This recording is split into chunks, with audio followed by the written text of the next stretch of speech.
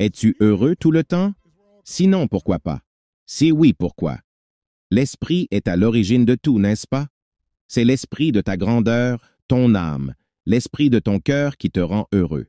Ce ne sont pas les choses extérieures, comme nous le savons tous, et pourtant la plupart de notre société nous prépare pour toutes les choses extérieures. Et quand les choses extérieures ne fonctionnent pas bien ou quand nous traversons une période difficile ou d'hiver, parfois ce bonheur disparaît. Bonjour à tous. Aujourd'hui, nous allons explorer les réflexions inspirantes de Tony Robbins sur le bonheur et comment nous pouvons le cultiver dans nos vies. Tony nous rappelle que le bonheur ne vient pas des choses extérieures, mais de notre esprit et de notre cœur. Tony commence par poser une question fondamentale. Es-tu heureux tout le temps? Sinon, pourquoi pas? Si oui, pourquoi? Il nous rappelle que l'esprit est à l'origine de tout. Ce n'est pas ce que nous possédons ou les succès extérieurs qui nous rendent heureux, mais plutôt notre état d'esprit et notre cœur. Une vie épanouie est une vie significative. Elle ne semble pas heureuse à chaque instant, mais elle peut être significative à chaque instant. Et le bonheur est une habitude que nous ne valorisons pas assez. Mais à quoi bon la vie si tu réalises tout ce que tu veux et que tu n'es pas heureux? Pas grand-chose. Lorsque j'ai écrit Money Master the Game, j'ai interviewé ces milliardaires les uns après les autres, 50 d'entre eux, tous autodidactes.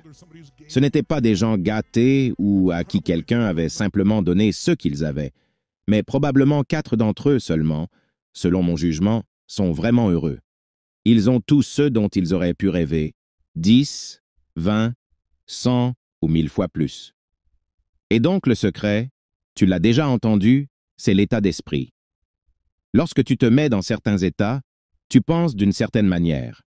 Lorsque tu es dans d'autres états, tu penses autrement. C'est comme changer de chaîne. Ce que je montre vraiment aux gens dans le livre, c'est comment changer de chaîne pour ne pas souffrir et vivre dans un état merveilleux, car il n'y a rien de plus important. Et à cause des temps que nous vivons, c'est encore plus important. Les bons moments rendent les gens faibles. Les faibles créent des moments difficiles. Les moments difficiles font des gens forts. Et les gens forts font des bons moments. Mais tu dois être fort intérieurement pour pouvoir t'amuser, même en plein hiver. J'ai parlé pendant des années de la préparation à l'hiver. Eh bien, l'hiver est là.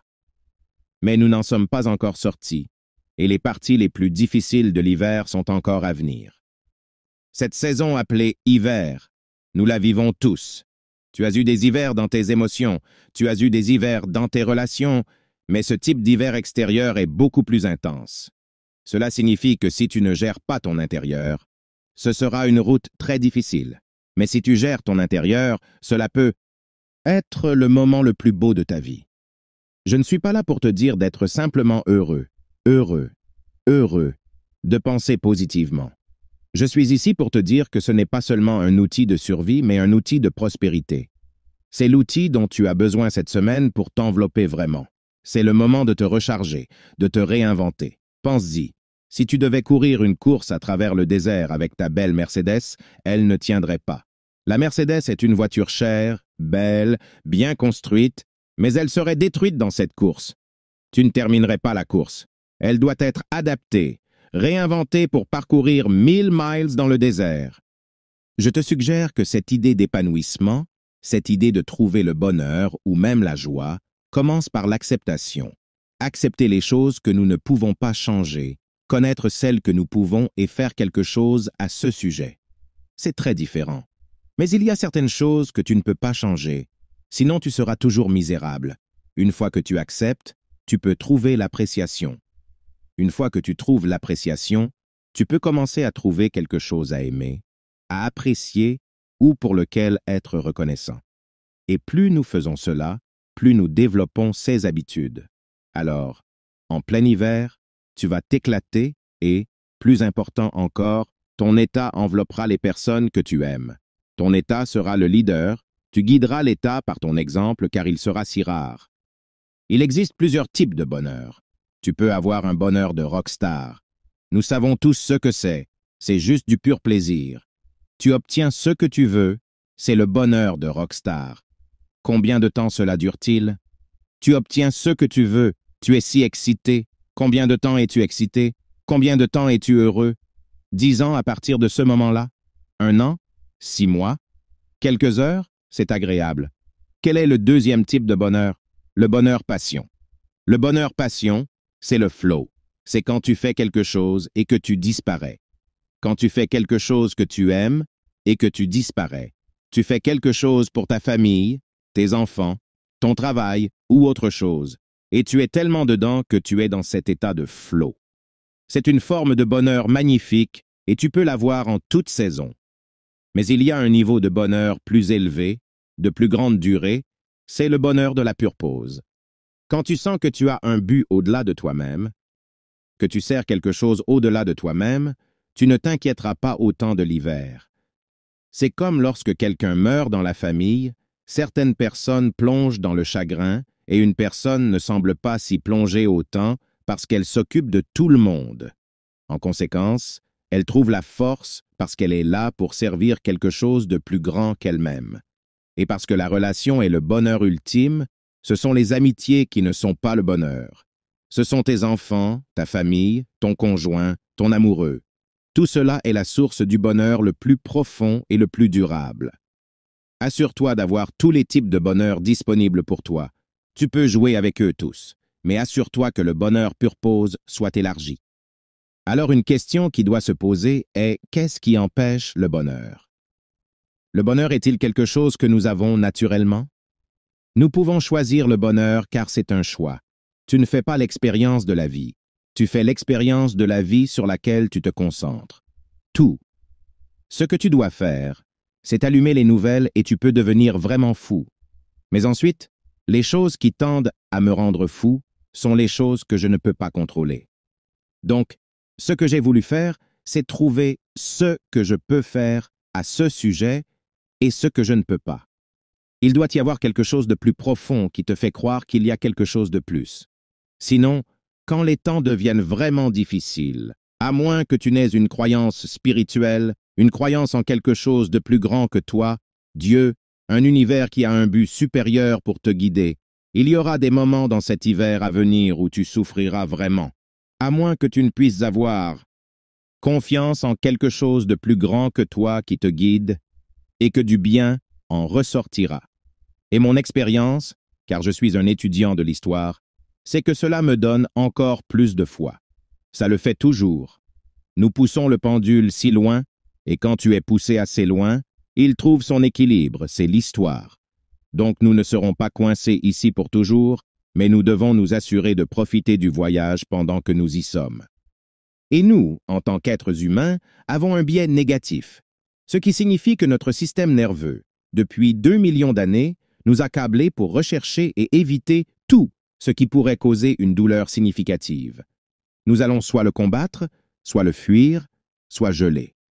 Et cette partie de ton cerveau datant de 2 millions d'années, cette partie de survie de ton cerveau, n'a pas disparu et ne disparaîtra jamais. Elle n'est pas conçue pour te rendre heureux, elle est conçue pour te faire survivre. Alors réfléchis-y. C'est sur quoi je me concentre et c'est le deuxième point, la signification que je lui donne. Parce qu'à partir de cela, je vais avoir certaines émotions, je vais prendre certaines actions, et tout dépend de ce sur quoi tu te concentres. Tu pourrais être totalement déprimé en ce moment ou tu pourrais être totalement excité. C'est un choix. Mais ensuite, la question que tu dois te poser est quelle est ton habitude? Où passes-tu plus de temps? Et il ne faut pas beaucoup de temps pour le biais négatif, car il est naturel pour le cerveau de commencer à être surchargé, là où tu empiles tellement de choses. La plupart des gens font un déluge négatif presque tous les jours. Et peu importe ton intelligence, car aujourd'hui, l'accélération de la négativité par nature en hiver, il y a plus d'attitude de négativité, indépendamment de l'activité, cela devient simplement la norme. Je dois comprendre où est le monde, pas seulement où est mon monde. La plus grande chose qui crée du stress, c'est que nous attendons des gens qu'ils se comportent d'une certaine manière, qu'ils nous traitent d'une certaine manière, qu'ils parlent d'une certaine manière, qu'ils aiment d'une certaine manière. Mais même ceux qui te sont les plus proches ont leur propre modèle du monde. Et le malheur peut être défini comme ayant des attentes que les autres vont vivre, répondre et réagir de la manière dont tu veux qu'ils le fassent. S'il y a un secret pour un état magnifique, c'est d'abandonner cette pensée que quelqu'un doit faire les choses d'une certaine manière pour que tu sois heureux. Tant que ton mari, ta femme, ton petit ami, ta petite amie, tes enfants, tes parents, tes collègues, tes associés, tes employés doivent se comporter d'une certaine manière pour que tu sois heureux, tu ne seras pas heureux. Car laisse-moi te dire ce que les gens vont faire. Les gens vont faire qu'ils font. Je ne suis plus déçu. Je sais que les gens vont faire des choses. Je sais que les gens vont trahir, et ensuite je trouve un langage plus doux pour cela. Ils ne vont pas tenir parole. Je sais que les gens vont dire une chose et en faire une autre, les gens vont mentir. Je sais que les bonnes personnes vont faire des erreurs stupides, y compris moi-même. Donc, tant que je sais cela, je n'ai pas d'attente. Tout ton bonheur est détruit par tes attentes. Certains d'entre vous connaissent vos attentes. Beaucoup d'entre vous sont inconscients de vos attentes. Tu penses juste que c'est comme ça que la vie devrait être. Et quand ça ne correspond pas, tu es en colère. C'est vraiment les conflits de la façon dont nous pensons que ça devrait être. Donc notre bonheur, la seule façon d'avoir notre bonheur à long terme est d'avoir des attentes authentiques. Et voici l'attente authentique, les gens vont faire ce qu'ils vont faire, et ce ne sera pas ce que tu attends une bonne partie du temps. Ce ne sera pas ce qu'ils promettent. Tu peux être en colère, moraliste. Tu peux les juger et te sentir mieux dans ta peau, mais cela ne te rendra pas heureux. Tu seras une personne misérable. Tony a évoqué les différentes saisons de la vie, en particulier les périodes difficiles, les hivers émotionnels et relationnels que nous traversons tous. Tony souligne que ces moments de défi peuvent souvent faire disparaître notre bonheur. Cependant, une vie épanouie n'est pas forcément heureuse à chaque instant, mais elle est toujours significative. Tony décrit ensuite 3 types de bonheur. Le bonheur de rockstar, qui est éphémère et basé sur le plaisir immédiat. Le bonheur passion, ou flow, lorsque nous sommes tellement absorbés par une activité que nous perdons la notion du temps. Le bonheur de pure pause, qui vient d'un sentiment de but à atteindre au-delà de soi-même. Ce dernier est le plus durable et enrichissant, car il est lié à servir quelque chose de plus grand que nous. Il insiste sur l'importance de gérer notre monde intérieur, surtout en période de difficultés extérieures. Selon Tony, l'acceptation est la première étape. Accepter ce que nous ne pouvons pas changer, apprécier ce que nous avons et développer des habitudes de gratitude sont des clés pour trouver le bonheur même en plein hiver. Un point crucial que Tony aborde est la relation entre nos attentes et notre bonheur. Il nous met en garde contre le fait d'attendre que les autres se comportent comme nous le souhaitons. Les attentes irréalistes et rigides peuvent détruire notre bonheur.